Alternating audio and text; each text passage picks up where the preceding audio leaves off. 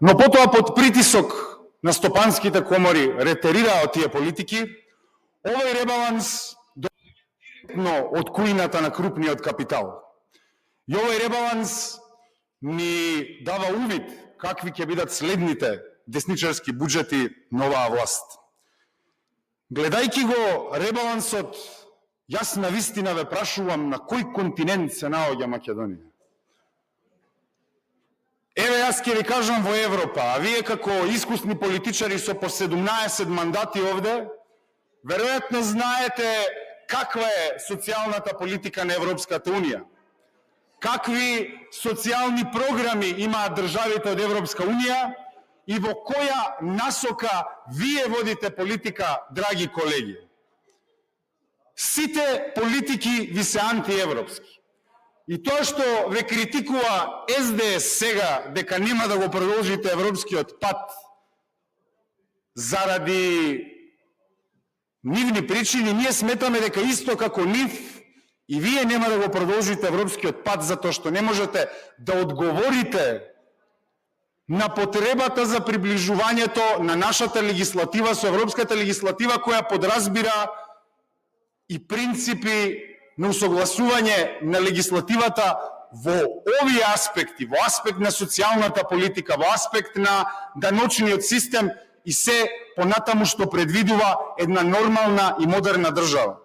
Гледајќи го буџетот вака во контекст на европската политика, последен пат имало кратење кога Грција ја натераа Меѓународниот монетарен фонд и Светската банка да воведе мерки за штедење, кои создадоа социјални немири и се понатаму. Вие непредизвикани, без такви околности, ги кратите социјалните политики како Грција 2008.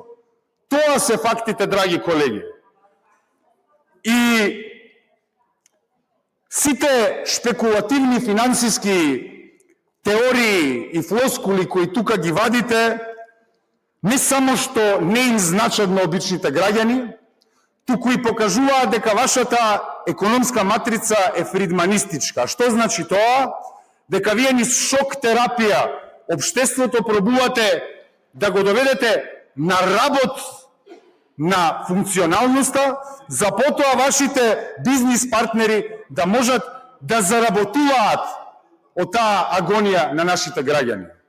И затоа јас ќе се задржам. Нема да влегуваме во стапицата, во економска дебата со вас, да зборуваме за фактите и за работите кои непосредно ги таргетираат нашите граѓани. Тоа што вам ви е удобно да се фалите како ќе го подобрите бизнисот, кажете им зошто 10 милиони денари има помалку за здруженијата на лицата со инвалидитет. Зошто ги намаливте даноците и за да може да ги намалите даноците, сега ќе кратите од програми за социјална политика за маргинализираните и ранливите категории. Тоа се луѓе, драги колеги. И не само што е спротивно на законската материја и законските обврски кои произлегуваат од Законот за игри на среќа, вие сепак сметате дека е целисходно овие средства да се пренаменат и така директно да го уназадите квалитетот на животот на луѓето со инвалидитет. Наместо прераспределба на материјалните добра, вие одите во концентрација на материјалните добра во рацете на вашите финансиери. Дека е неправилен пристап, не мора многу да се дебатира ако видиме дека и 80% од средствата за лицата заболени со СИДА ги кратите. Од 100 милиони денари на 14 милиони денари.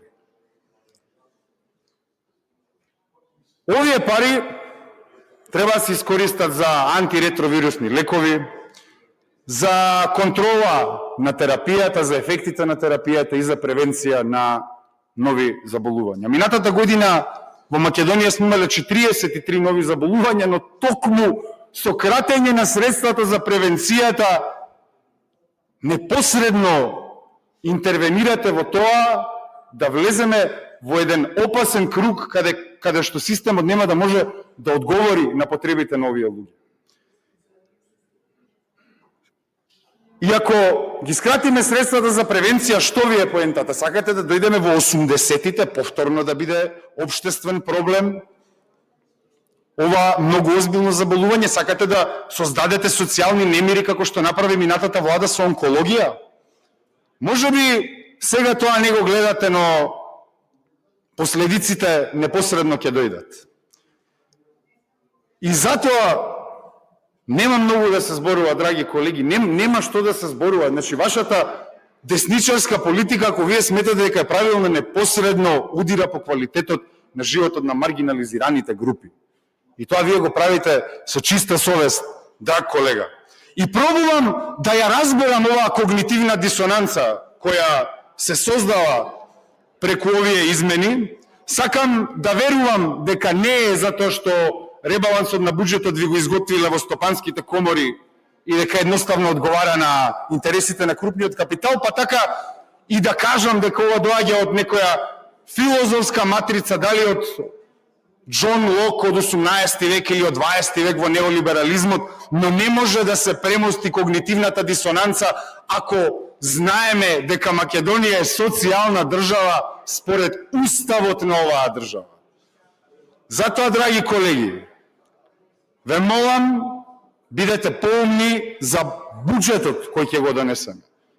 Овој ребаланс неминовно ќе има ефект по животот на граѓаните од ранливите категории.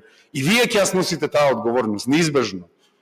Но ова ви е прв ребаланс, пред нас доаѓа еден многу битен буџет, кој се надевам дека повторно нема да биде изготвен од стопанските комори. Ви благодарам, председател.